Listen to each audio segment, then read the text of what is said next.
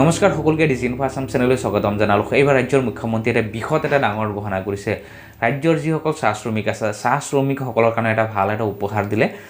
চাহ শ্ৰমিকসকলৰ কাৰণে এটা নতুন এটা আঁচনি লৈ আহিছে, যিটো আঁচনি হৈছে এটি কলি দুটা পাত। এই এটা কলি দুটা পাত যিটো আঁচনি আছে, এই আঁচনিৰ দ্বাৰা যিসকল চাহ শ্ৰমিক আছে তেওঁলোকক ৫,০০০কৈ টকা প্ৰদান কৰিব। গতিকে আপোনালোকে সেই ৫,০০০ টকা কেতিয়াৰ পৰা লাভ কৰিব, কোনে কোনে লাভ কৰিব, আপোনালোকক সম্পূৰ্ণ ডিটেইলছ আপোনাক জনাম।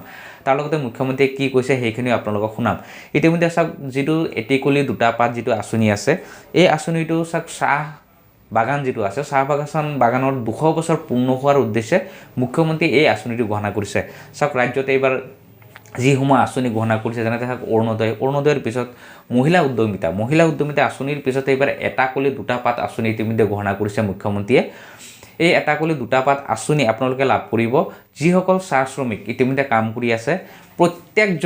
প্ৰত্যেকজন চাহ শ্ৰমিকক এই টকাটো প্ৰদান কৰিব। ৫,০০০কৈ ডিৰেক্ট আপোনালোকক এই টকাটো প্ৰদান কৰিব, এককালীন সাহায্য কৰিব।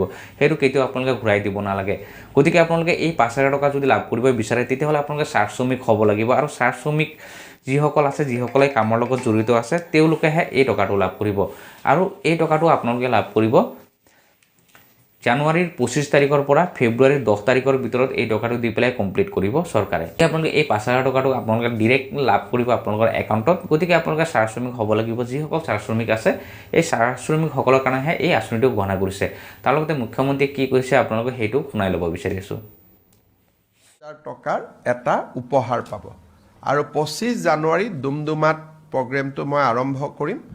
আৰু ১০ ফেব্ৰুৱাৰীৰ ভিতৰত আমি গোটেইকেইখন বাগানত এই গোটেই পুঁজিখিনি বিতৰণ কৰিম। ২৫ জানুৱাৰীৰ পৰা এটা আমি নতুন স্কিম আৰম্ভ কৰিম, এটি কলি দুটি পাত।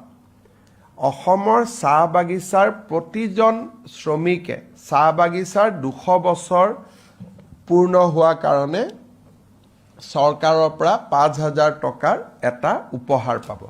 আৰু ২৫ জানুৱাৰী ডুমডুমাত প্ৰগ্ৰেমটো মই আৰম্ভ কৰিম।